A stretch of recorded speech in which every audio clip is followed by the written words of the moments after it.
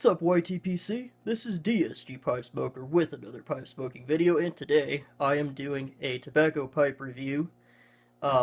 Originally, I was going to do a pipe review on the do-it-yourself, carve-it-yourself blocks that you can get online, where basically they come pre-drilled, they've already got a stem fitted to them, and you just carve them. Ran into a couple of issues with those, particularly the fact that the one that I bought myself and carved versus the one that was given to me as a gift from a fellow YTPC member have some differences despite being basically the same size and shape and having the same angle of shank. They're both quarter bents. Anyway, I've noticed some differences between the two. I don't know if it's because they're different manufacturers. I don't know if it's the same manufacturer, but they made some changes to their pipes. I don't know if it's supposed to be the same kind of pipe, but they have variations in the production. I don't know. It's something I'm going to have to do more research into before I do that review. However, I've decided to move right along and do the review on this guy. This is the Meerschaum Devil Anse in the apple shape. These come in two different shapes, the apple and the cutty. And it came along shortly after the Dagners came out with their corncob pipe. So, my speculation is that while the modern interpretation of the Devil Anse was inspired by the TV show The Hatfields and McCoys, that TV show, I don't think Missouri Meerschaum got their inspiration to do this particular pipe from that. I think it was a combination of two different things. First of all, the Devil Anse shape was getting very, very popular, and it still is today.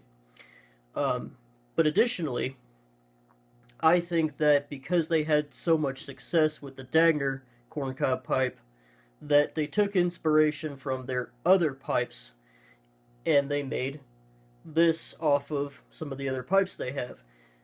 And I say that because I didn't bring it, but my Dagner P5 is the same dimensions as this pipe, and it even has the same cant and the same bowl dimensions. This bowl is a little bit longer, only because of that bottom. The bottom is pointed at the end with their wooden insert. Originally, when they used to offer the egg shapes, that's how they would do the bottoms. Now, for those of you who know your corn cobs, the sticker usually goes on the bottom of this bowl, but they put it on the shank, which is very clever. But anyway, getting back to the comparison between this and the P5, dimension-wise, it's pretty much the same, besides that little difference in the bottom of the bowl. And also, the shank on this is a little bit thinner. Obviously, the bit's a little bit thinner to accommodate the Missouri Meerschaum bits. But that's about it. Otherwise, it's a clone, basically, of the Dagner Devil Anse shaped pipes.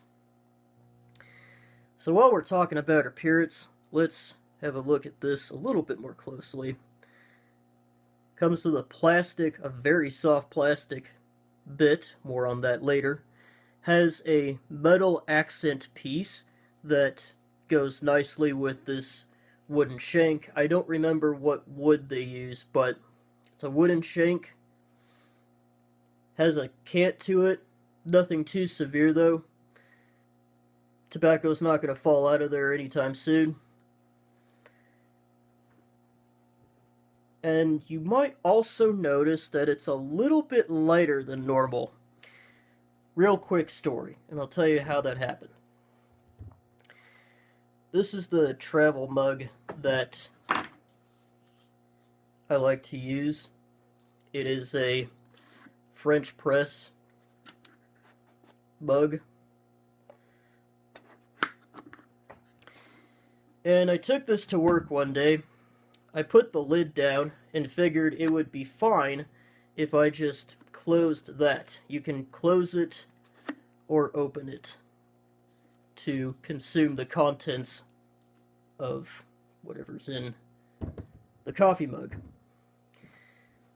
So I did that, and I put that in a plastic bag. I was in a hurry when I did this, so I put that in a plastic bag with this pipe, some tobacco, and a few other things. And I left it in there overnight. Well, this, as you might imagine, that little cover isn't waterproof. So what was left of the coffee, but mostly the coffee grounds and a little bit of the coffee that was left over, that spilt over into this pipe, and it was left like that overnight. In fact, let me see if I can focus. I don't know if you can see it or not, but there's some coffee stain right there. So it wasn't too bad, and you can kind of tell where some of the stain, the original stain, was. But it lightened up quite a bit. It definitely lightened up on the bottom. But it used to be darker. It used to be almost black. I mean, it was very, very dark. In fact, the bottom was pitch black. Now it's definitely faded. Has more of a gray color to it. It's a smooth finish as well. I believe, if I remember correctly, that they fill the cavities or the pits in the corn cob when they manufacture their smooth shapes with plaster of Paris, and I believe that's what they're using here too. Don't quote me on that though, but that's what I believe they did with this. Moving on to the ergonomics, it holds okay. I mean, it's not the best, but you can get a pretty good grip on it. And it'll serve well for, if you want to hold it and smoke it. But this thing was really meant to be clinched, and as far as that goes, it works really well. That being said, I don't like how soft it is because it increases the likelihood that you will bite through these, and I've bitten through a lot of these. Not necessarily the ones that, were off of this pipe. A lot more gentler? I'm a lot more gentle with this particular bit on this pipe than I was previous pipes that I owned. The good news is you can get these bits. By the way, that's what Missouri Meerschaum calls these. They call them bits. You can get these bits off the internet for less than $1. So they're easy to replace, but they're super annoying because you got to be careful how you clinch them, because it's super easy to clinch right through these. But if you're not a super hard clincher, and I don't tend to be nowadays, when I used to do a lot of smoking and driving, basically smoke a pipe while I was driving, a little bit of road rage would happen, or I wasn't paying attention, and I would just gouge a big cavity in that soft stem. That being said, if you don't have that issue, these stems will serve you quite well. They do come very narrow compared to most acrylic or vulcanite stems on briar pipes. But again, they serve really well as far as clinching goes. And this pipe is small enough that you shouldn't really have to do that. With that being said, in terms of smoking mechanics, has an average draw to it overall, but it's a little bit tighter than what I normally have noticed from corn cobs. Usually I've noticed that corn cobs tend to be very wide open, especially the ones that come filtered. And personally, I don't like to smoke with a filter. I've tried doing it a few times and I just didn't like it. So I've noticed that, especially the filtered corncob pipes, they tend to have a very wide open draw, and I kind of have to pack them pretty tight to get them to smoke correctly. I don't really have that issue with this pipe. Mainly because not only does it have a tight draw, but the reason it has a tight draw relative to what corncobs normally come with is it's an unfiltered pipe, so it doesn't take a filter. The quality of the drilling can be real hit and miss. You may have remembered this pipe and the other one that I bought when I did my giveaway for the 1-year anniversary / 250 sub GAW. I picked the better of the two that I got, and I used the better one as the giveaway prize. So this was the worst of the two. Let's see if you guys are going to be able to... Well, I guess it's not that bad. Yeah, it's not that bad. I've seen worse in a corncob. As you can see, though, this wooden shank goes right into the corncob, and I don't know if you noticed or not, but there's some little fills where the cavity would be on the shank. Usually it looks something like this. If you're looking down directly on top of the pipe, it looks something like that. Yes, I'm a horrible artist, but that's what it looks like. You have those voids. That's a better word to describe that. Those voids on either side of the wooden shank. Usually people will use pipe mud. What I chose to use was fireplace mortar because I like how hard it gets and how easy it is to use. It's also about the same price for a big tub of it as it would be to buy one cigar, but you have way more applications with it. So it's just my own personal preference to do that. But either one will work. You can go online and look up how to make pipe mud online and how to apply it to corncob pipes and other pipe repairs. But anyway, point being, you can fill those cavities or those voids on either side of the wooden shank. But going back to the quality, like I said, they can be real hit and miss, and I don't know if you're going to be able to tell or not, but it's a little bit crooked this way. Let's see what else. The bottom is way off too. And again, the second one that I bought wasn't quite as bad as this one was. And as far as a corncob pipe goes, especially one that costs $10, these are all minor details. But it is something to consider. It is something to keep in mind if you're going to order these online or if you happen to come across them. It doesn't get too wet towards the bottom. These corncob pipes actually do a very good job of controlling moisture, or absorbing moisture, I should say. So you get a fairly dry smoke, and you actually get a very cool smoke. I've heard some people complain that they can get kind of hot, and I don't know, when I first heard that, I thought they were talking about the smoke getting hot, which kind of worried me the first time I went to look for a corncob pipe. But after owning a few and owning this one, what I come to realize was the smooth ones tend to get really hot.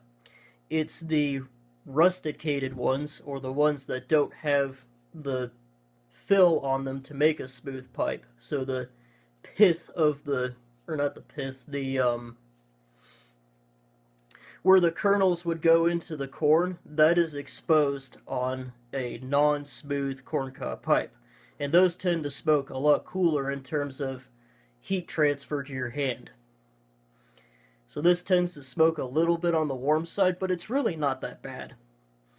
Again, compared to a rusticated corncob pipe. And it doesn't seem to ghost. In fact, a lot of people have made the statement that they don't ghost at all. I've heard that corncob pipes can, and if they can, I can kind of see how. If you don't maintain keeping the shank clean, maybe you could absorb some oils, or if you're smoking a lot of aromatics out of it, maybe you can get some of the topping in the shank, and maybe you could taste it after a while. But to be honest, I haven't noticed it ghosting at all, and I've smoked pretty much everything out of corncob pipes, and I've especially smoked everything out of this pipe. In terms of caking, I haven't noticed it cakes quite that bad, though I tend to keep mine relatively thin. I've heard some people say that you're supposed to keep it completely uncaked. I've also heard some people say to keep it about the same as a briar pipe. I don't know for sure, but what I can say from experience is it does just fine if you keep a relatively thin cake on it. I guess that would be kind of a personal preference thing, but I've noticed, like I said, if I keep a relatively thin cake on it, I still get the absorption that I want out of it, and it doesn't burn quite as hot, or not burn quite as hot, but it doesn't feel quite as hot in the hands as it did the first few times I smoked it. Tobacco preferences. What do these things like? They tend to smoke everything really well, like I've said before. They especially like aromatics. I've noticed that corncob pipes do an awesome job of really bringing out the topping in aromatics and crossover blends. That being said, while I can enjoy an English blend or a Balkan blend in these pipes, as far as the Latakia goes, I do have briars that tend to bring out the Latakia more than even corncobs do. Though, like I said, I don't mind smoking a heavy English or a Balkan blend out of my corncob pipes. Again, I just find that some of the briars that I have tend to do a better job of smoking those blends. But then again, this pipe seems to smoke everything, especially aromatics. My final thoughts on this. For $10 you can't beat it. And that's something that you can say about pretty much all corn cobs across the board. For what you're paying for, it's really hard to beat it. As far as appearance and, aesthetics, is it gonna be as good as a briar or a well-carved Meerschaum? No. But you're not paying for that. You're paying for the working man's, pipe. And it's a good way to get into the hobby. That being said, my personal recommendation, if you want to get the very best one, is to either find one at a pipe show or your local brick and mortar. Try to find one. Try to find the best one that they have to offer and buy that one. Or, if you're going to order online, order 2 or 3 of them and pick the best one out of the bunch, and then send the ones back that you don't want, or that aren't the best. That's sort of what I did, except I did kind of the opposite. When I did my giveaway, I gave away the best pipe, and I kept the worst one for myself. But overall, even though it wasn't, drilled or manufactured absolutely 100% symmetrical, it's still a great little pipe. Well, anyway, I hope you enjoyed this pipe review.